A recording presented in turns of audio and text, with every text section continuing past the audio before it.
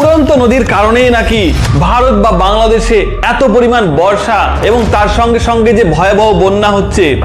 তাছাড়াও সারা বিশ্বে যে বন্যা হলো গত কয়েক বছরের মধ্যে, এটার একমাত্র কারণ হচ্ছে নাকি উড়ন্ত নদী।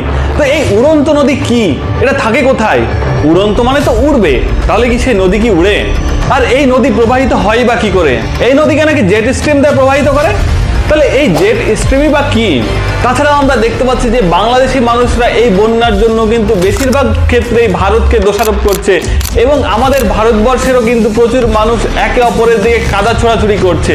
তাহলে আসলে এই বন্যার কারণটা কি? আসলে কি এই সমস্ত বাঁধ যেগুলো ফারাক্কা বা ডোম্বুরি বাঁধই কি এই বন্যার কারণ? চলুন আজকে আমরা এই সমস্ত তথ্যেরই কিন্তু উত্তর জানার চেষ্টা করব এই ভিডিওর মাধ্যমে। আপনারা অবশ্যই আমার চ্যানেলটিকে সাবস্ক্রাইব করবেন, তার সঙ্গে সঙ্গে আমার ভিডিওটিকে অবশ্যই লাইক করবেন এবং আপনারা কমেন্ট করে আপনাদের মতামত জানাবেন। তাছাড়াও আপনার বন্ধুদের সঙ্গে কিন্তু এই ভিডিওটিকে অবশ্যই